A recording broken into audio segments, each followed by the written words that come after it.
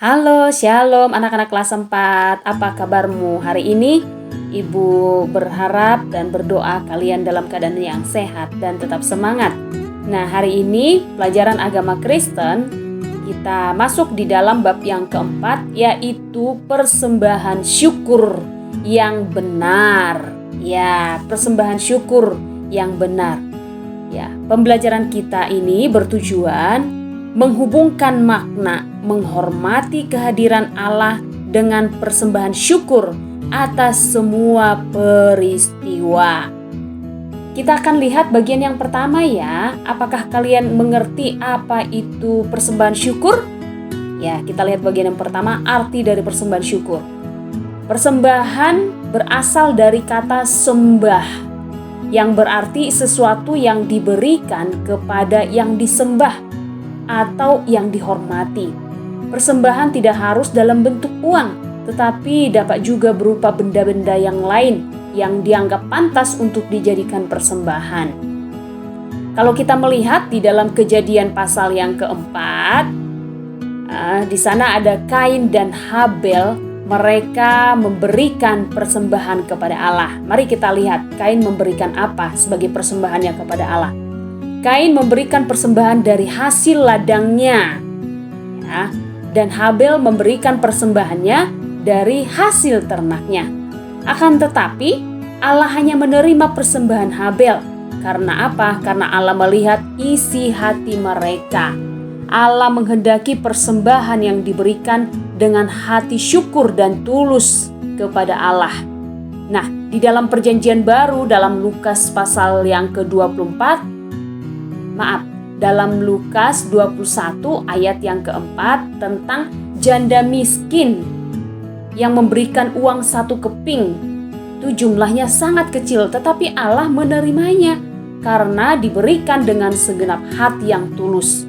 Jadi persembahan janda ini diterima oleh Allah. Tuhan senang dengan persembahannya bukan karena janda ini memberikan jumlah yang besar, tapi janda ini hanya memberikan 1 keping. Dan Tuhan senang menerima persembahan janda itu. Nah, janda itu tidak pamer atau tidak sekedar kewajiban, tetapi persembahannya itu apa yang diberikan kepada Tuhan melalui uang 1 keping itu adalah gambaran hatinya kepada Tuhan. Itu adalah ungkapan syukurnya kepada Tuhan. Selain uang dan hasil panen, persembahan syukur dapat berupa waktu. Ya, jadi kita bisa dapat memberikan waktu. Kemudian apalagi? Memberikan pikiran, hasil karya, bahkan hidup sebagai persembahan. Hidup kita ini sebagai persembahan yang dikuduskan untuk melayani Tuhan. Sebab apa yang dipersembahkan adalah bentuk ucapan syukur kepada Allah. Murid-murid Yesus adalah para nelayan ya. Murid-murid Yesus ini ya pekerjaan mereka adalah nelayan. Nelayan itu pekerjaan mereka sebelum mengikuti Yesus. Mereka hanya belajar untuk mencari kebutuhannya sendiri. Tetapi setelah menjadi rasul, setelah mereka menjadi murid Yesus, mereka memberikan seluruh waktunya hanya untuk memberitakan Injil kepada siapa saja yang dapat memperdengarkan mereka, yang dapat mendengarkan Injil yang disampaikan oleh mereka. Nah, tujuannya agar semakin banyak orang yang percaya kepada Yesus. Seluruh waktu, pikiran, dan tenaga menjadi persembahan syukur bagi kerajaan Allah. Itu yang diberikan oleh para murid-murid Yesus. Persembahan syukur tidak sama dengan sumbangan ya. Sebab persembahan syukur adalah gambaran hubungan manusia dengan Allah. Bukti ketergantungan hidup kita kepada Allah sebagai Sang Pencipta. Manusia atau kita memberikan persembahan syukur untuk menunjukkan isi hati kita bahwa kita membutuhkan kehadiran Allah dalam hidup kita. Jadi artinya arti memberi persembahan syukur adalah gambaran isi hati manusia bahwa hidupnya sangat bergantung kepada Allah atau kepada Tuhan Sang Pencipta kita. Allah tidak pernah mengabaikan semua peristiwa dalam hidup manusia. Ya, Ia juga tidak pilih kasih. Kehadiran Allah juga bukan karena permintaan manusia, melainkan inisiatif Allah sendiri. Allah sendiri yang mau, ya, sebagai pencipta, sebagai pemelihara, dan sebagai hakim. Hadir sebagai pencipta karena manusia adalah ciptaannya. Kita ini adalah ciptaan Allah. Sebagai pemelihara karena manusia sangat bergantung kepada Allah. Dan sebagai hakim untuk menasehati agar kita atau manusia supaya hidup benar. Nah, mari kita lihat bagian yang kedua. Persembahan syukur adalah milik Allah. Ketika kita memberikan persembahan, yaitu memberikan kolekte, ya, di pundi-pundi persembahan di gereja kita, apa yang kamu pikirkan?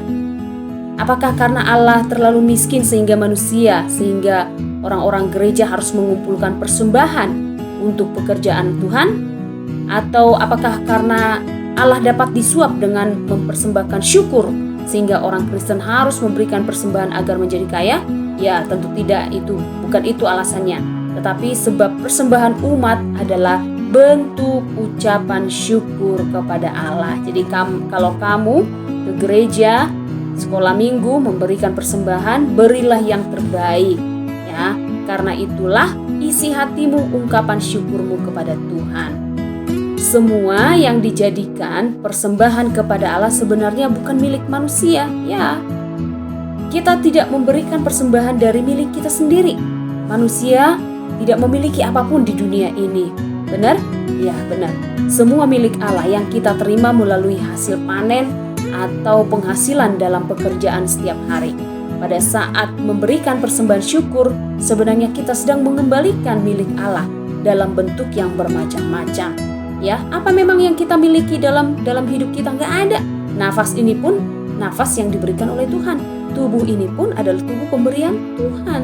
Ya, semua yang ada di dalam diri kita adalah pemberian Tuhan. Ketika kita memberikan persembahan, artinya kita sedang mengembalikan miliknya Tuhan. Nah, itu adalah wujud syukur atas kehadiran Allah dalam semua peristiwa yang baik, yang menyenangkan maupun yang tidak menyenangkan. Jadi memberikan persembahan syukur adalah tindakan mengembalikan apa yang sebenarnya menjadi milik Allah yang ada di dalam kehidupan kita.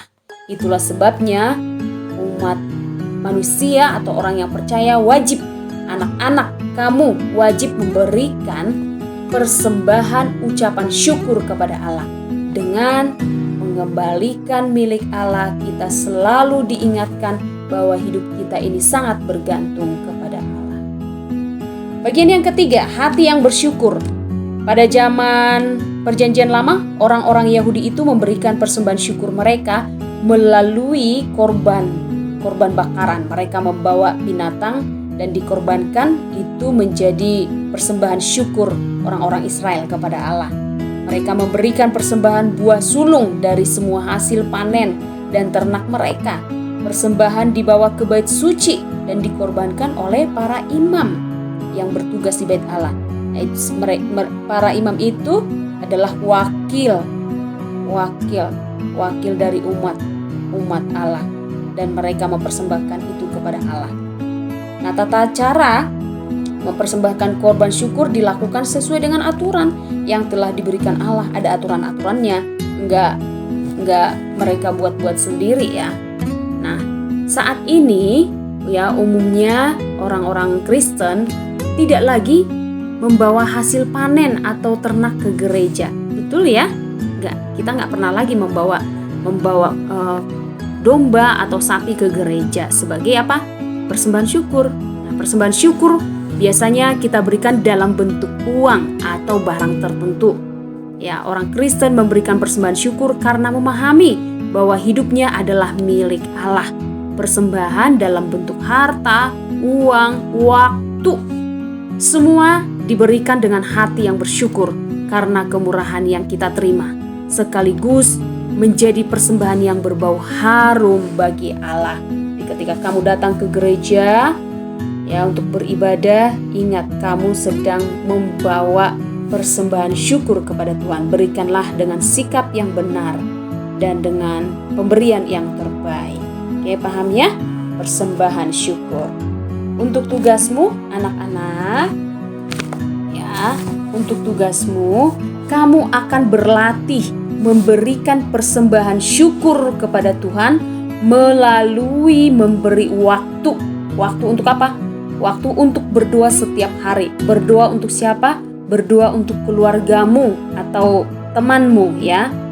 Nah, waktu yang diberikan untuk mengerjakan tugas ini 1 minggu dihitung dari hari ini. Jadi mulai 10 September sampai 17 September minggu depan kamu akan kumpulkan. Nah, Ibu akan membuat tabelnya dan kamu akan mengisi setiap hari kalau kamu mendoakan di checklist. Tulis juga topik doa yang kamu doakan pada hari itu. Jangan lupa tanda tangan orang tua bahwa kamu benar-benar melakukannya. Oke? Mari berikan persembahan syukurmu dengan mengerjakan tugas ini, berdoa untuk orang-orang yang akan kamu doakan. Lakukan dengan kesetiaan. Kamu sedang dilatih untuk memberikan persembahan syukur kepada Tuhan melalui waktumu. Oke, siap? Siap. Sampai ketemu minggu depan. Tuhan Yesus memberkati.